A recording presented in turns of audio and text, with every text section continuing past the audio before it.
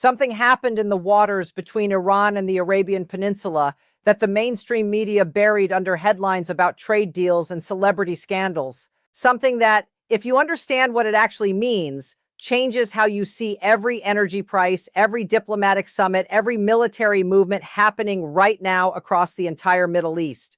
You're watching NexaWorldBrief, and tonight we're pulling back the curtain on a sequence of events so compressed, so consequential, and so deliberately obscured by competing narratives that most people watching the news right now have absolutely no idea how close the world came to a point of no return. Stay with me, because by the time this is over, you will understand something that most analysts are still afraid to say out loud.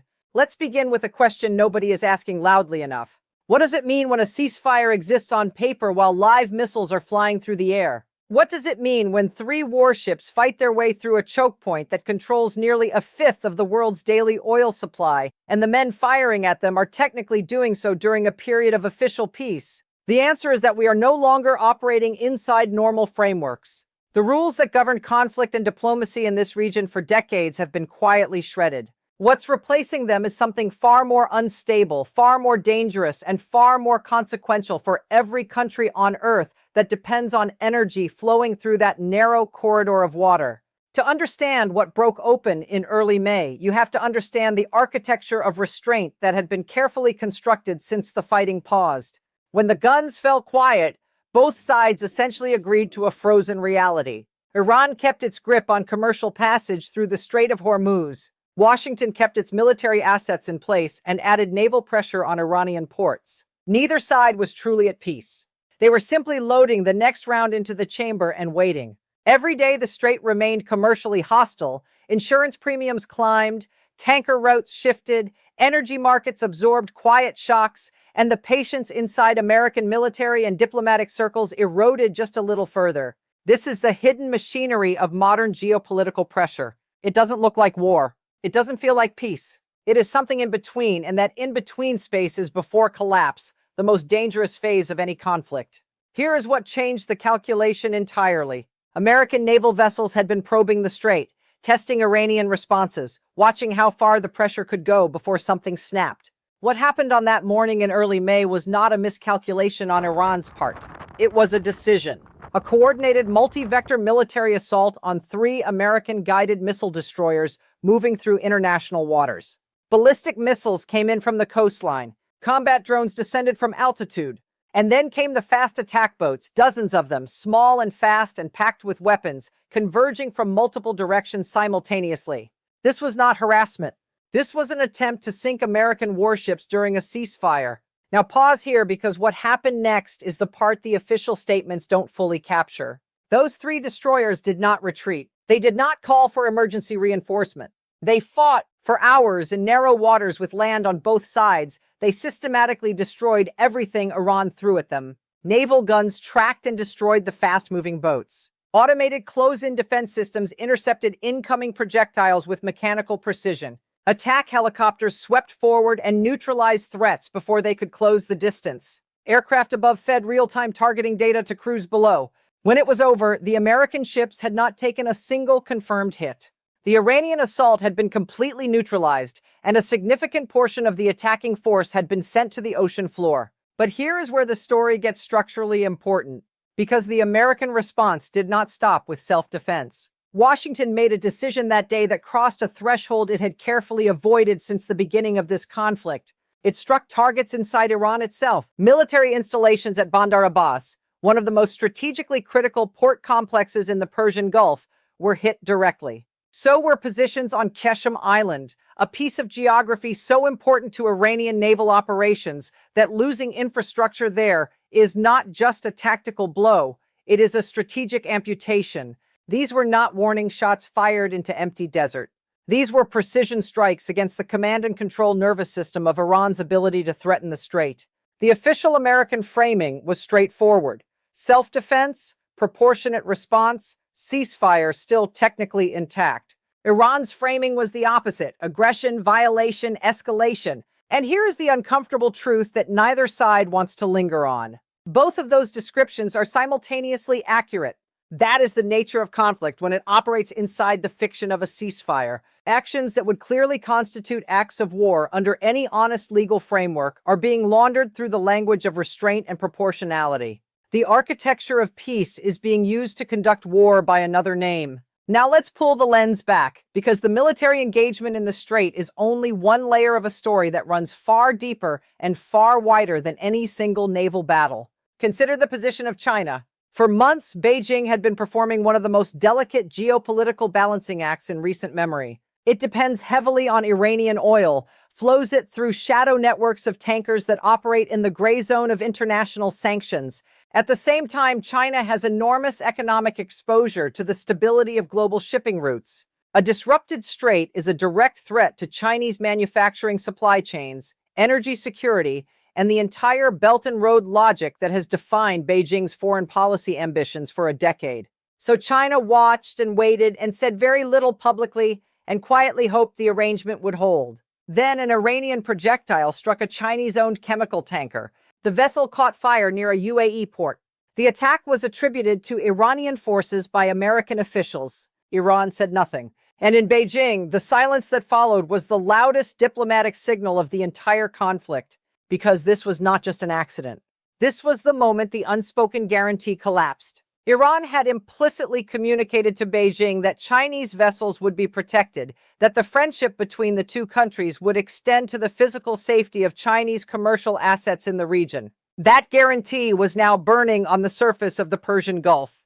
The timing made it even more extraordinary. On the very night that tanker was struck, Iran's top diplomat was wheels down in Beijing, sitting across from Chinese foreign ministry leadership, asking for support and solidarity. Imagine that meeting. Imagine walking into a room to ask your most important strategic partner for deeper commitment, knowing that your forces had just set one of their ships on fire. The Chinese response was polite, measured, and absolutely clear in its strategic meaning. Beijing called for an immediate end to hostilities and urged the rapid reopening of the strait. That is not the language of an ally standing firm. That is the language of a partner withdrawing its tolerance. This matters on a level that goes far beyond the specific incident. China has been one of the structural pillars keeping Iran economically functional during this conflict. Chinese demand for Iranian oil, Chinese willingness to absorb sanctioned goods, Chinese diplomatic cover in international forums, these have been lifelines. When Beijing publicly signals that it wants this war over and the strait open, it is not just expressing a preference. It is shifting the weight it puts on the side of the scale that Iran cannot afford to tip against itself. Infrastructure is becoming more powerful than military force in this conflict, and China's infrastructure of economic support for Iran just became significantly less reliable. Here is the deeper structural reality that almost nobody is talking about. The Strait of Hormuz is not just a body of water. It is a single-point vulnerability in the architecture of the entire global energy system. Roughly 17 to 18 million barrels of oil pass through it every single day. Japan gets over 80% of its oil through that corridor. South Korea, India, European markets through the Gulf, all of them are structurally exposed to what happens in those 34 kilometers of water. When Iran began using the strait as a coercive instrument, it wasn't just threatening American warships. It was holding the entire industrialized world hostage using geography as a weapon. And when the United States chose to contest that control with military escorts and ultimately with strikes on Iranian soil, the message was equally structural. No single nation gets to weaponize a global commons indefinitely. But here is where the tension becomes genuinely unresolved and where the danger remains fully alive. Running parallel to every military exchange, every burning ship, every intercepted missile is a diplomatic process that has reportedly brought both sides closer to a formal agreement than at any point since the fighting began. A document, reportedly a single page, 14 points, is being passed through Pakistani diplomatic channels between Washington and Tehran. The outline is significant. Nuclear enrichment curbed for over a decade. Highly enriched uranium removed from Iranian territory. Snap inspections accepted. Sanctions relief offered. The strait reopened in phases over 30 days. On paper, this is a framework that could actually end the conflict. But paper and reality operate on different timelines in this part of the world. Inside Iran, the leadership is not unified. There are those who look at the military situation honestly and see a slow, grinding deterioration. The Navy has been decimated. Air defense has been systematically degraded. Economic indicators are catastrophic. Inflation running at rates that make ordinary life unmanageable. Oil storage facilities full with nowhere to sell. A currency in collapse. A generation of soldiers fighting without reliable pay. The central bank governor has reportedly been pushing senior leadership to accept a deal before the damage becomes truly irreversible. These are the voices that understand that this one-page document may be the last functioning exit ramp before the road ends entirely. Then there are the hardliners, the Revolutionary Guard commanders who have built their identity, their power, their institutional purpose around resistance, who look at American domestic politics and see a president who campaigned on ending wars quickly, who has publicly expressed optimism about a deal, who has every political incentive to wrap this up before it costs him more. These voices whisper to each other that American patience has a ceiling, that if Iran simply holds on a little longer, Washington will blink first. They have been encouraged in this belief by a pattern of earlier American restraint, moments when provocation was met with caution rather than consequence. They are now recalculating in the aftermath of strikes on their own soil. But whether that recalculation leads to pragmatism or to escalation is genuinely, terrifyingly unclear. And that uncertainty is the most dangerous thing in this entire situation. Not the missiles, not the naval battles, not even the nuclear question. The most dangerous thing is the possibility that Iran's hardline leadership has been so thoroughly insulated by its own propaganda, so consistently fed a narrative of resistance and victory that bears no relationship to the actual military and economic situation, that they cannot accurately read the moment they are in. Iranian state media has been reporting fantasy victories, downed aircraft that don't exist in those numbers, sunken ships that are still actively sailing. If the men making decisions in Tehran are consuming their own disinformation, they may genuinely believe they are winning a war they are structurally losing. And a leadership that believes it is winning has no rational incentive to accept a deal. This is the information war that runs beneath the military war. And it may ultimately matter more, because a negotiated settlement requires both parties to share at least a rough consensus on who holds the stronger hand. If one side has systematically deceived itself about the balance of power, that shared baseline cannot exist. The deal cannot be signed by people who don't believe they need it. Meanwhile, the global consequences continue to compound quietly. Shipping insurance rates for Gulf transit remain elevated. Major carriers are still routing around standard Persian Gulf paths where possible. Asian energy importing economies are watching every development with undisguised anxiety. European markets, already structurally fragile after years of energy disruption, are absorbing the sustained uncertainty. The longer the strait operates as a contested zone, the more permanent some of these rerouting decisions become. Alternative pipelines, expanded port capacities in different regions, accelerated energy storage investments, these are not just temporary adaptations. They are permanent structural shifts in global energy architecture. Geography is being reshaped as a weapon, and the reshaping leaves marks that don't disappear when the shooting stops. The ceasefire technically remains. The strait technically remains contested. The diplomatic document technically remains in play. And 3 American destroyers have technically already demonstrated that the cost of attacking them is catastrophic. But none of that technical reality resolves the fundamental question that hangs over everything. Does Iran's leadership, specifically the faction that holds actual military power, possess the strategic clarity to accept that this moment, right now, represents the most favorable terms they will be offered? Or will they interpret every sign of American diplomatic engagement as evidence of weakness, push further, trigger a response that goes far beyond what has already been seen, and discover too late that they have misread everything?